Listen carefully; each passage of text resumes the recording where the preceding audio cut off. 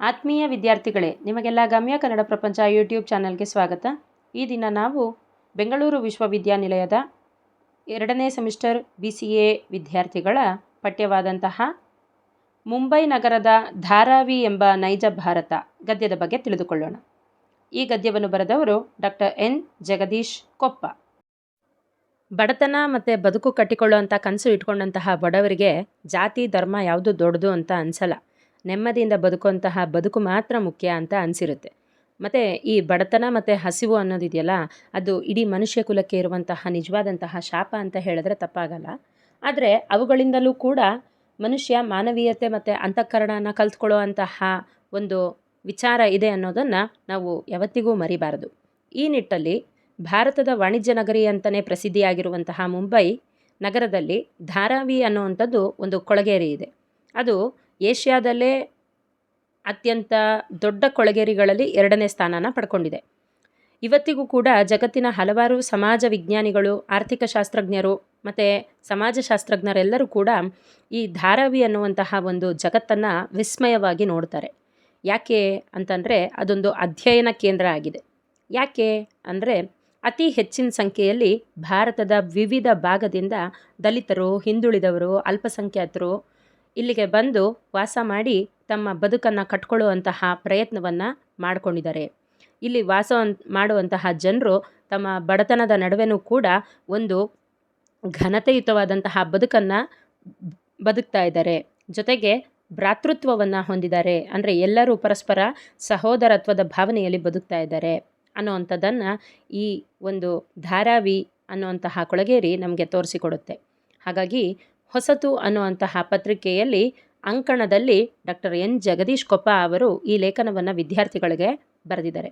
ಇದರ ಕಾರಣ ಏನು ಅಂದರೆ, ಧರ್ಮ ಅಥವಾ ಜಾತಿಯ ನೆಪದಲ್ಲಿ ಮನುಷ್ಯ ನಡುವೆ ಸಂಘರ್ಷಗಳು ಏರ್ಪಟ್ಟು ಸಮಾಜ ಅನ್ನೋದು ಛಿದ್ರ ಆಗ್ತಿರುವಂತಹ ಇಂದಿನ ದಿನಗಳಲ್ಲಿ ಯಾವ ರಾಜಕೀಯ ಪಕ್ಷಗಳೂ ಕೂಡ ಏನನ್ನೂ ಮಾಡಲಾರದೆ ಅಲ್ಲಿನ ಜನರು ಒಂದು ಸಾಮರಸ್ಯವನ್ನು ಬದುಕಿ ಬಾಳಿ ತೋರಿಸ್ತಾ ಇದ್ದಾರಲ್ಲ, ಅದನ್ನು ನಾವು ಇವತ್ತಿಗೆ ಕಲಿಬೇಕು ಅನ್ನೋದು ಈ ಪಾಠದ ಮುಖ್ಯವಾದಂತಹ ಆಶಯ ಅಂತ ಹೇಳಬಹುದು.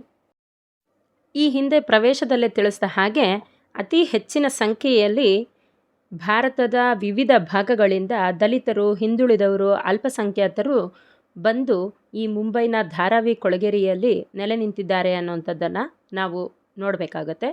ಬಡತನ, ಹಸಿವುಗಳ ನಡುವೆನೂ ಕೂಡ ಇಲ್ಲಿನ ಜನತೆ ಸಾಮರಸ್ಯದಿಂದ ತಮ್ಮ ಜೀವನವನ್ನು ಕಟ್ಕೊಂಡಿದ್ದಾರೆ. ಇದು ಅವರ ಸೃಜನಶೀಲತೆಗೆ ಒಂದು ಉದಾಹರಣೆ ಅಂತ ಹೇಳಿ ಭಾವಿಸ್ಬೋದು.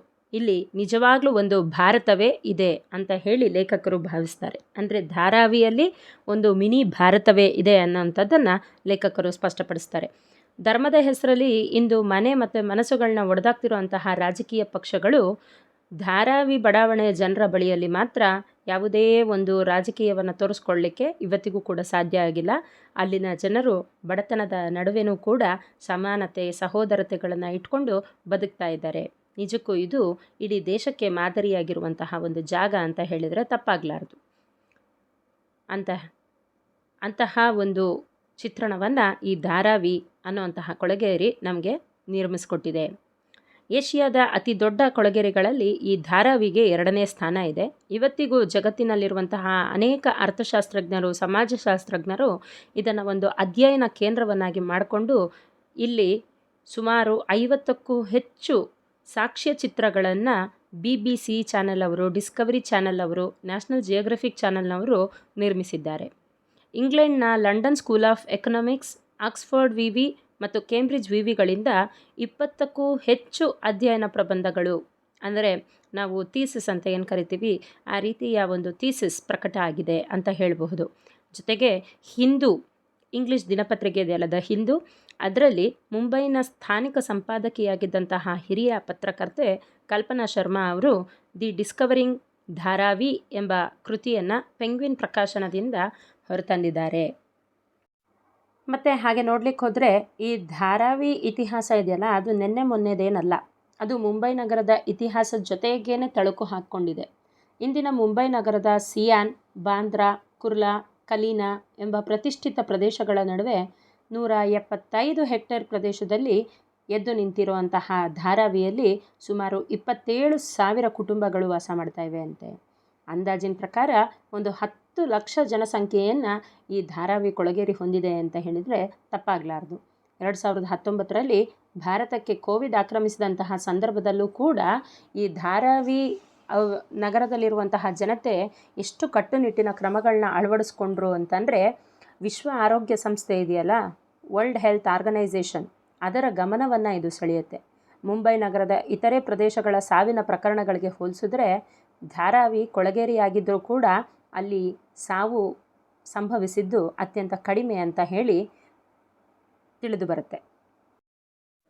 1534ರಲ್ಲಿ ಪೋರ್ಚುಗೀಸರ ವಸಾಹತುಶಾಹಿ ಬಂದರು ಪಟ್ಟಣವಾಗಿದ್ದಂತಹ ಮುಂಬೈ ನಗರ, ಇದರ ಮೂಲ ಹೆಸರು ಹಿಂದೆ ಬೊಂಬಾಯಿ ಅನ್ನುವಂಥದ್ದಾಗಿತ್ತು. ಅಲ್ಲಿನ ಸುಂದರ ಕಡಲ ತೀರ ಪ್ರದೇಶವನ್ನು ನೋಡಿದಂಥ ಪೋರ್ಚುಗೀಸರು ಇದಕ್ಕೆ ಬೊಂಬಾಯಿ ಎಂದು ಹೆಸರಿಡ್ತಾರೆ. ಪೋರ್ಚುಗೀಸ್ ಭಾಷೆಯಲ್ಲಿ ಬೊಂಬ್ ಎಂದರೆ ಸುಂದರ, ಬಾಹಿಯಾ ಎಂದರೆ ಕಡಲ ತೀರ ಅಂತ ಅರ್ಥ. ಮುಂದೆ ಆ ಹೆಸರು ಬೊಂಬಾಯಿ ಆಗಿ ಬಾಂಬೆ ಆಗಿ ಇವತ್ತಿಗೆ ಮುಂಬೈ ಅಂತ ಹೇಳಿ ಮರಾಠಿ ಭಾಷೆಯಲ್ಲಿ ನಾಮಕರಣಗೊಂಡಿದೆ. ಮುಂಬೈನ ಮೂಲ ನಿವಾಸಿಗಳನ್ನು ಕೋಳಿ ಜನಾಂಗದವರು ಅಂದರೆ ಮೀನುಗಾರರು ಅಂತ ಹೇಳಿ ಗುರುತಿಸ್ತಾರೆ. ಅಲ್ಲಿನ ಮಿಥಿ ನದಿಯ ಕಡಲ ತೀರದಲ್ಲಿ ವಾಸವಾಗಿದ್ದ ಕಾರಣದಿಂದಾಗಿ ಈ ಪ್ರದೇಶವನ್ನು ಕೋಳಿವಾಡ ಅಂತ ಹೇಳಿ ಕರೀಲಾಗ್ತಿತ್ತು. 1727ರಲ್ಲಿ ಬೊಂಬಾಯಿ ಮತ್ತು ಮಹಿಮ್ ಎಂಬ 2 ಅವಳಿ ನಗರಗಳು ಇದ್ವಂತೆ. ಈ 2 ನಗರಗಳಿಗೆ ಹೊಂದಿಕೊಂಡಂಗೆ 8 ಹಳ್ಳಿಗಳು ಇದ್ದಿದ್ದನ್ನು ಇತಿಹಾಸಕಾರರು ಗುರುತಿಸಿದ್ದಾರೆ. ಅವುಗಳಲ್ಲಿ ಮಜಗಾಂ, ವರ್ಲಿ, ಪರೇಲ್, ವಡಾಲ, ನೈಗಂ, ಮಾತುಂಗ, ಧಾರಾವಿ, ಕೊಲಾಬಾ ಹೆಸರಿನ ಗ್ರಾಮಗಳು ಈಗ ಮುಂಬೈ ಮಹಾನಗರದೊಳಗೆ ಸೇರ್ಕೊಂಡ್ಬಿಟ್ಟಿದೆ, ಲೀನವಾಗಿಬಿಟ್ಟಿದೆ ಅಂತ ಹೇಳ್ತಾರೆ. 1868ರಲ್ಲಿ ಇಂಗ್ಲೆಂಡ್ನ ದೊರೆ 2ನೇ ಕಿಂಗ್ ಜಾರ್ಜ್ ಇದಾನಲ್ಲ, ಅವನು ಪೋರ್ಚುಗಲ್ನ ರಾಜ್ಕುಮಾರಿಯನ್ನು ಮದುವೆ ಆಗ್ತಾನೆ. ಹಾಗೆ ಮದುವೆ ಆದಂತಹ ಸಂದರ್ಭದಲ್ಲಿ ಪೋರ್ಚುಗೀಸ್ ದೊರೆ ತನ್ನ ಅಳಿಯನಾದಂತಹ ಬ್ರಿಟಿಷ್ ರಾಜ್ಕುಮಾರನಿಗೆ ಈ ಮುಂಬೈ ಬಂದರು ಪಟ್ಟಣವನ್ನು ಅಂದರೆ ಪೋರ್ಟ್ ಸಿಟಿಯನ್ನು ಉಡುಗೊರೆಯಾಗಿ ನೀಡಿದ್ದ. ಅನಂತರ ಆ ಬಂದರು ಪಟ್ಟಣ ಬ್ರಿಟಿಷರ ಈಸ್ಟ್ ಇಂಡಿಯಾ ಕಂಪ್ನಿ ಮೂಲಕ ಅಭಿವೃದ್ಧಿ ಆಯಿತು. 1854ರವರೆಗೆ ಅಲ್ಲಿನ ಕೋಳಿ ಜನಾಂಗ ಮತ್ತು ಪಾರ್ಸಿ ಜನಾಂಗದ ವ್ಯಾಪಾರಸ್ಥರಿಂದ ಕೂಡಿದಂತಹ ಮುಂಬೈ ನಗರಕ್ಕೆ 1854ರಲ್ಲಿ ಆರಂಭ ಆದಂತಹ ಜವಳಿ ಮಿಲ್ನಿಂದಾಗಿ ಕಾರ್ಮಿಕರು ದುಡಿಯೋದಕ್ಕೆ ಅಂತೇಳಿ ಹೊರಗಡೆಯಿಂದ ಬರೋದಕ್ಕೆ ಶುರುವಾದರು. ಆ ನಂತರದಲ್ಲಿ ಮುಂಬೈ ನಗರ ಬೆಳೆಯೋಕ್ಕೆ ಶುರುವಾಗುತ್ತೆ. 1870ರಲ್ಲಿ ಈಸ್ಟ್ ಇಂಡಿಯಾ ಕಂಪನಿ ಈ ನಗರನ ಪ್ರಮುಖವಾದಂತಹ ಪೋರ್ಟ್ ಸಿಟಿಯನ್ನಾಗಿ ಮತ್ತು ಕಮರ್ಷಿಯಲ್ ಸಿಟಿಯನ್ನಾಗಿ ಘೋಷಣೆ ಮಾಡಿಕೊಳ್ಳುತ್ತೆ. ಅಂದರೆ ಬಂದರು ಹಾಗೂ ವಾಣಿಜ್ಯ ನಗರವನ್ನಾಗಿ ಘೋಷಣೆ ಮಾಡಿಕೊಳ್ಳುತ್ತೆ. ಈ ನಗರಕ್ಕೆ ಮೊಟ್ಟ ಮೊದಲ ಬಾರಿಗೆ ಸೌರಾಷ್ಟ್ರ ಅಂದರೆ ಇವತ್ತಿನ ಗುಜರಾತ್ ಅಂತ ಏನು ಕರಿತೀವಿ, ಆ ಗುಜರಾತ್ನಿಂದ ಬಡವರು 1877ರಲ್ಲಿ ವಲಸೆ ಬರ್ತಾರೆ.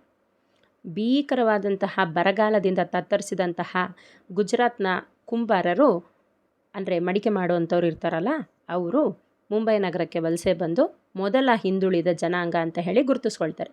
ನಂತರ ತಮಿಳುನಾಡಿಂದ ಶಾಶ್ವತ ಬರೋ ಜಿಲ್ಲೆಯಾದಂತಹ ತಿರುನಲ್ವೇಲಿ ಜಿಲ್ಲೆಯಿಂದ ಆದಿದ್ರಾವಿಡರು ಅನ್ನುವಂತಹ ಜನಾಂಗದವರು ಮತ್ತು ಉತ್ತರ ಪ್ರದೇಶದಿಂದ ಒಂದಷ್ಟು ಜನ ಮುಸಲ್ಮಾನರು ಮುಂಬೈ ನಗರಕ್ಕೆ ಬಂದು ಚರ್ಮ ಹದ ಮಾಡುವಂತಹ ವೃತ್ತಿಯಲ್ಲಿ ತೊಡಗಿಕೊಳ್ತಾರೆ. ನಂತರ ಬಿಹಾರ, ಒರಿಸ್ಸಾ, ಕರ್ನಾಟಕ ರಾಜ್ಯಗಳ ಹಿಂದುಳಿದ ಜನಾಂಗದವರೆಲ್ಲ ಒಬ್ಬರಿಂದ ಒಬ್ಬರು ಅಂತ ಹೇಳಿ ಕರ್ಮಚಾರಿಗಳಾಗಿ ಮತ್ತು ಪೌರ ಕಾರ್ಮಿಕರಾಗಿ ಅಂದರೆ ಚಪ್ಪಲಿ ಹೊಲಿಯೋ ಕೆಲಸಕ್ಕೆ, ಬ್ಯಾಗ್ಗಳನ್ನು ಹೊಲಿಯುವಂತಹ ಕೆಲಸಕ್ಕೆ, ಚರ್ಮದಿಂದ ತಯಾರಿಸ್ತಾರಲ್ಲ ಆ ಚರ್ಮದ ಉತ್ಪನ್ನಗಳನ್ನು ತಯಾರು ಮಾಡಲಿಕ್ಕೆ ಮತ್ತು ಪೌರ ಕಾರ್ಮಿಕರಾಗಿ ದುಡಿಲಿಕ್ಕೆ ಮುಂಬೈ ನಗರಕ್ಕೆ ಬಂದು ಸೇರಿಕೊಳ್ತಾರೆ.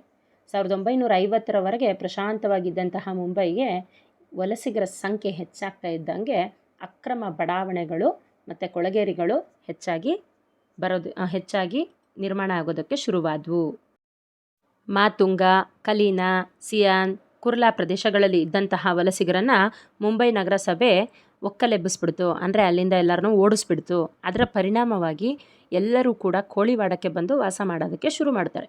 ನಂತರ 1976ರಲ್ಲಿ ಎಮರ್ಜೆನ್ಸಿಯನ್ನು ಡಿಕ್ಲೇರ್ ಮಾಡಿದಂತಹ ಸಂದರ್ಭದಲ್ಲಿ ಮಹಾರಾಷ್ಟ್ರದ ಮುಖ್ಯಮಂತ್ರಿಯಾಗಿದ್ದಂತಹ ಎ.ಕೆ. ಆಂಟನಿ ನೇತೃತ್ವದ ಕಾಂಗ್ರೆಸ್ ಸರ್ಕಾರ ಮೇ 17ನೇ ತಾರೀಕು ಬಾಂಬೆ ಅಣು ರಿಯಾಕ್ಟರ್ ಸಂಸ್ಥೆಯ ಪ್ರದೇಶದ ಜನತಾ ಕಾಲೋನಿಯಲ್ಲಿ 70,000 ಬಡ ಜನರನ್ನು 12,000 ಪೊಲೀಸರ ಸಹಾಯ ತೆಗೆದುಕೊಂಡು ಹೊರಗಡೆಗೆ ತಳ್ತಾರೆ.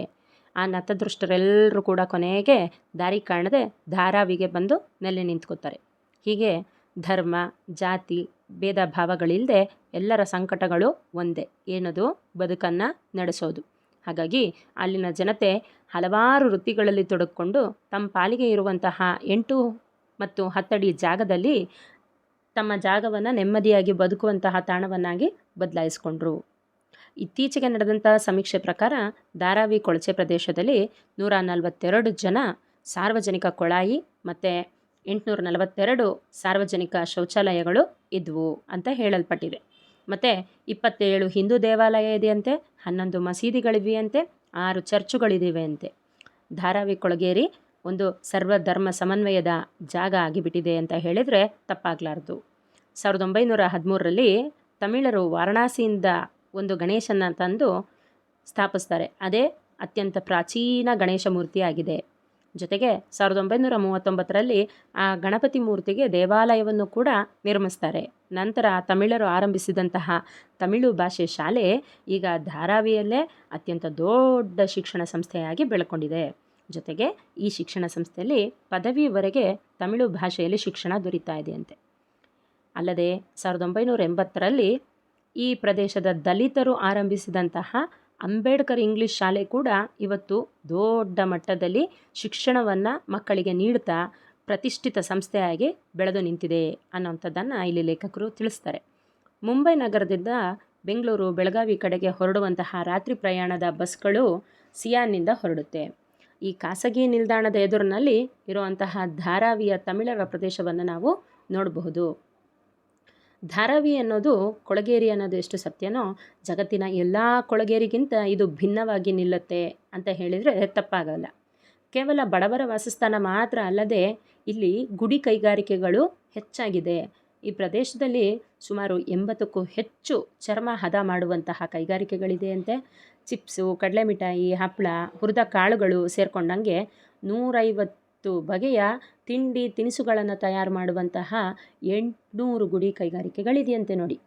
ಜೊತೆಗೆ 65 ಬೇಕರಿಗಳು, 9 ಸಾಬೂನು ತಯಾರಿಕಾ ಘಟಕಗಳು, 30 ಬನಿಯನ್ ಮತ್ತು ಕಾಲ್ಚೀಲ ತಯಾರಿಸುವಂಥ ಘಟಕಗಳು, 110 ಸೂಟ್ ಕೇಸು, ಪರ್ಸು, ಬೆಲ್ಟು ತಯಾರಿಸುವಂಥ ಕಂಪನಿಗಳು, 280 ವಿವಿಧ ಮಡಕೆ ಮತ್ತು ಹೂಜಿಗಳನ್ನು ತಯಾರಿಸುವಂತಹ ಘಟಕಗಳು, 600ಕ್ಕೂ ಹೆಚ್ಚು ಕಬ್ಬಿಣ ಮತ್ತು ಅಲ್ಯೂಮಿನಿಯಂ ಪ್ಲಾಸ್ಟಿಕ್ ಮರುಬಳಕೆ ಮಾಡುವಂತಹ ಘಟಕಗಳು ಕಾರ್ಯನಿರ್ವಹಿಸ್ತಾ ಇದೆಯಂತೆ.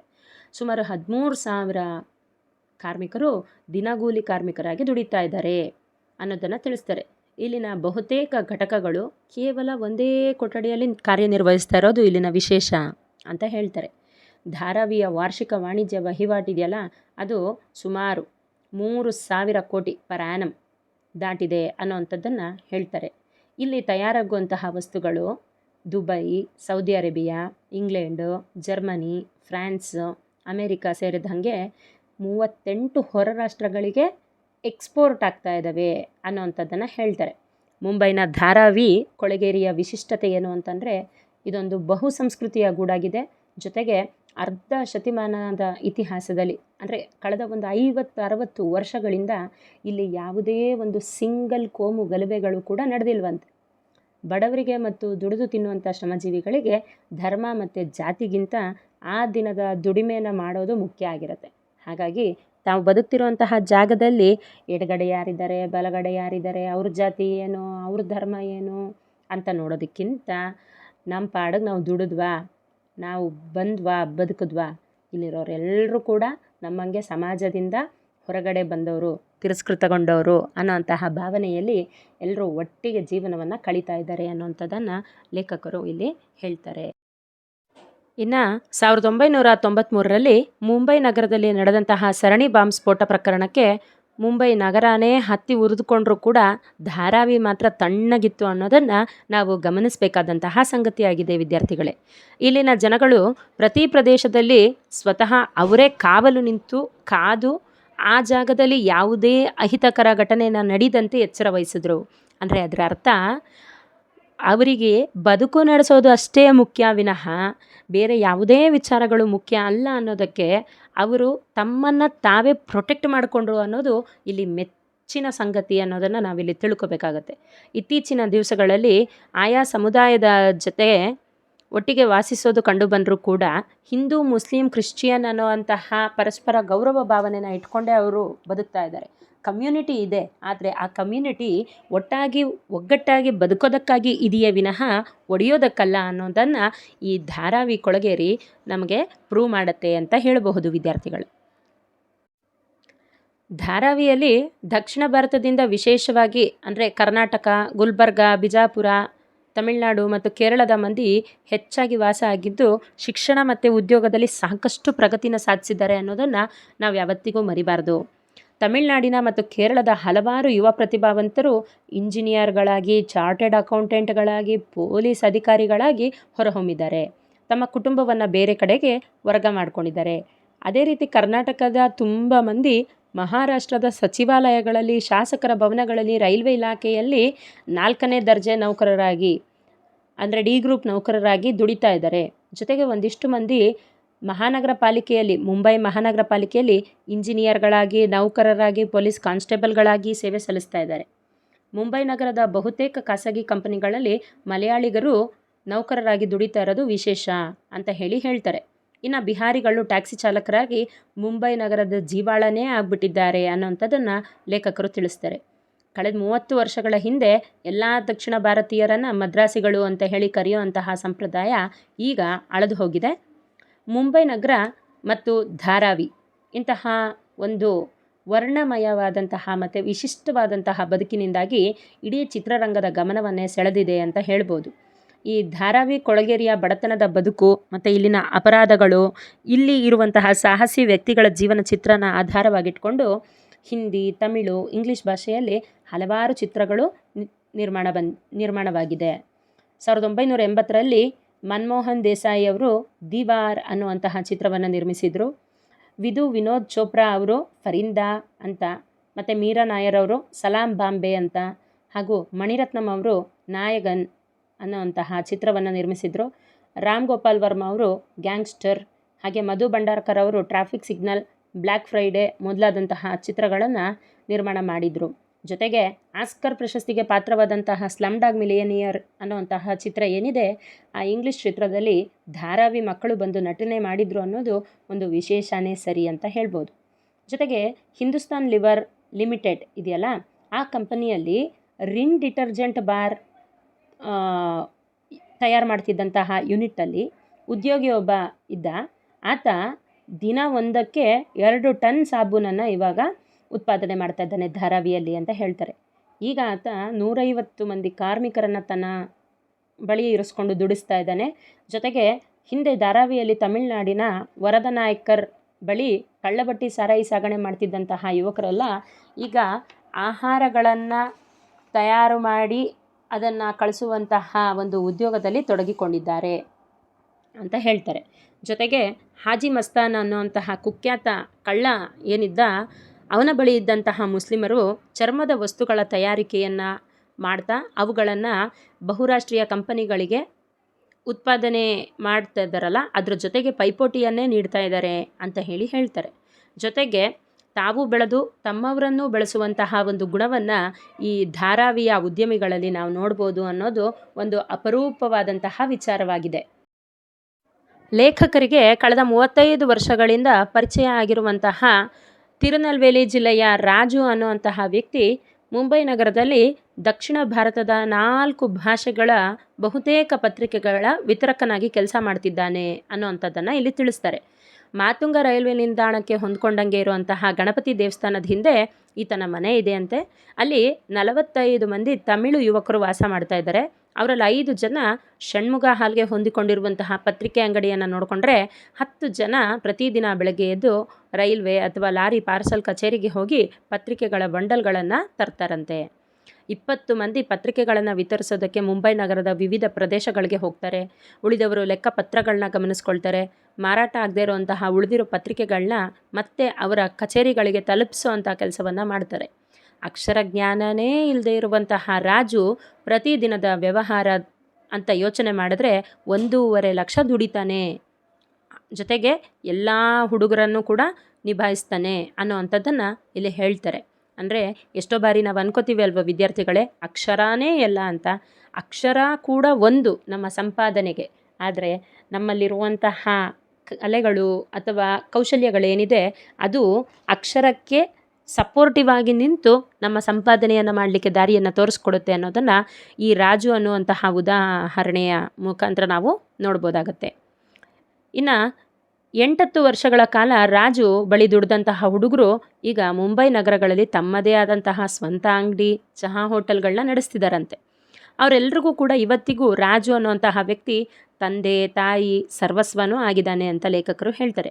ಪ್ರತಿ ವರ್ಷ ರಾಜು ಊರಿಗೆ ಹೋದಾಗೆಲ್ಲ 5-6 ಜನ ಹುಡುಗರನ್ನು ತನ್ನ ಜೊತೆಲಿ ಮುಂಬೈಗೆ ಕರ್ಕೊಂಡ್ಬಂದು ಅವರಿಗೆ ಬದುಕುವಂತಹ ಕಲೆಯನ್ನು ಹೇಳ್ಕೊಡ್ತಾನೆ. 50 ವರ್ಷ ಹಿಂದೆ ತನ್ನ 9ನೇ ವಯಸ್ಸಲ್ಲಿ ರೈಲು ಹತ್ತಿ ಮಾತುಂಗ ನಿಲ್ದಾಣಕ್ಕೆ ರಾಜು ಬಂದಿದ್ದ. ಆಗ ಆತನಿಗೆ ಅಲ್ಲಿನ ಯಾವುದೇ ಭಾಷೆನೂ ಕೂಡ ಬರ್ತಿರಲಿಲ್ಲ. ತಮಿಳು ಬಾಲಕ ರಾಜುಗೆ ಅಲ್ಲಿನ ರೈಲ್ವೆ ಅವರು ಕೂಲಿಗಳು ಊಟ ಕೊಟ್ಟು ಸಾಕಿದ್ರು. ಕಾಫಿ ಟೀ ಊಟ ಕೊಟ್ಟು ಸಾಕಿದ್ರು. ಹಾಗೆ ನಂತರದ ದಿನಗಳಲ್ಲಿ ನಿಧಾನವಾಗಿ ಅದೇ ಹುಡುಗ ಚಹಾನ ಮಾರ್ಕೊಳ್ತಾ, ಪತ್ರಿಕೆಗಳನ್ನ ಮಾರ್ಕೊಳ್ತಾ ಜೀವನವನ್ನು ನಡೆಸ್ತಾ ಬೆಳೀತಾನೆ. ಈಗ ಅವನು ಎಷ್ಟೋ ಜನರಿಗೆ ಸಹಾಯ ಮಾಡುವಂತಹ ಕೆಲಸವನ್ನು ಕೊಟ್ಟಂತಹ ಒಬ್ಬ ಬಾಸ್ ಆಗಿದ್ದಾನೆ ಅಂತ ಹೇಳ್ತಾರೆ. ಇವತ್ತಿಗೂ ಕೂಡ ರಾಜು ಆ ರೈಲ್ವೆ ಕೂಲಿಕಾರರನ್ನು ಮರೆತಿಲ್ಲ. ಜೊತೆಗೆ ಚಹಾ ಮತ್ತು ಪತ್ರಿಕೆ ಮಾರೋದಕ್ಕೆ ಅವಕಾಶ ಕೊಟ್ಟಿದ್ದಂತಹ ರೈಲ್ವೆ ಪ್ಲ್ಯಾಟ್ಫಾರ್ಮಲ್ಲಿರುವಂತಹ ಅಂಗಡಿ ಮಾಲೀಕರನ್ನು ಮರೆತಿಲ್ಲ. ಅವರ ಮಕ್ಕಳ ವಿವಾಹ ಅಂತಂದರೆ ಹೋಗಿ ಅವರಿಗೆ ಹಣಕಾಸು ನೆರವನ್ನು ನೀಡಿ ಅವರ ಋಣವನ್ನು ತೀರಿಸ್ತಾ ಬರ್ತಿದ್ದಾನೆ ಅಂತ ಹೇಳಿ ಲೇಖಕರು ಹೇಳ್ತಾರೆ. ಲೇಖಕರು ಭೇಟಿಯಾದಾಗೆಲ್ಲ ರಾಜು ಮಾತುಂಗದ ರೈಲ್ವೆ ನಿಲ್ದಾಣಕ್ಕೆ ಕರೆದೋಗಿ ಅವನು ಮಲಗ್ತಿದ್ದಂತಹ ಜಾಗ, ಅವರು ಊಟ ಕೊಟ್ಟು ಬೆಳೆಸಿದಂತಹ ವೃದ್ಧರನ್ನು ತೋರಿಸಿ ಕಣ್ಣೀರು ಹಾಕ್ತಾನಂತೆ. ಬಡತನ ಮತ್ತು ಹಸಿವು ಅನ್ನೋದು ಮನುಷ್ಯ ಕುಲಕ್ಕೆ ಶಾಪ ನಿಜ, ಆದರೆ ಅವುಗಳು ಮನುಷ್ಯಂಗೆ ಮಾನವೀಯತೆ ಮತ್ತು ಅಂತಃಕರಣವನ್ನು ಅಂದರೆ ಕೈಂಡ್ನೆಸ್ಸನ್ನು ಮತ್ತು ಹ್ಯುಮ್ಯಾನಿಟಿಯನ್ನು ಹೇಳ್ಕೊಡುತ್ತೆ, ಮನುಷ್ಯನ ಒಂದು ಪರ್ಸನಾಲಿಟಿಯನ್ನು ಹೆಚ್ಚಿಸುತ್ತೆ ಅನ್ನುವಂಥದ್ದನ್ನು ನಾವು ಯಾವತ್ತಿಗೂ ಮರಿಬಾರ್ದು ಅನ್ನುವಂಥದ್ದನ್ನು ಲೇಖಕರು ಇಲ್ಲಿ ಹೇಳ್ತಾರೆ. ಈ ಕಾರಣಕ್ಕಾಗಿ ಕೊಳಗೇರೆಗಳಲ್ಲಿ ವಾಸಿಸುವವರ ಕುರಿತ ಹಾಗೆ ನಮ್ಮ ಮನೋಭಾವ ಬದಲಾಗಬೇಕು. ನಾವೆಷ್ಟೋ ಸಲ ಅನ್ಕೋತೀವಲ್ವ ಕೊಳಗೇರಿಗಳು ಅಂತ. ಇಡೀ ದೇಶದ ವಾಣಿಜ್ಯ ನಗರವನ್ನು ಧಾರಾವಿ ಅನ್ನುವಂತಹ ಒಂದು ಕೊಳಗೇರಿ ಆಳ್ತಾ ಇದೆ, ಲಕ್ಷಾನುಗಟ್ಟಲೆ ಕೋಟ್ಯಾನುಗಟ್ಟಲೆ ವ್ಯವಹಾರವನ್ನು ನೀಡ್ತಾ ಇದೆ ಅಂತಂದರೆ ನಾವು ಯಾವುದನ್ನು ಕಡೆಗಣಿಸಬಾರ್ದು ಅನ್ನೋಂಥದ್ದನ್ನು ನಾವು ಅದ್ರ ಮುಖಾಂತರ ತಿಳ್ಕೊಬೇಕಾಗತ್ತೆ. ಹೀಗೆ ಧಾರಾವಿಗೆ ಹೋದರೆ ನಾವು ಇನ್ನೊಂದು ಪುಟ್ಟ ಭಾರತವನ್ನೇ ಕಾಣ್ಬಿಡಬಹುದು ಅನ್ನೋವಂಥದ್ದನ್ನು ಇಲ್ಲಿ ಲೇಖಕರು ಹೇಳ್ತಾರೆ.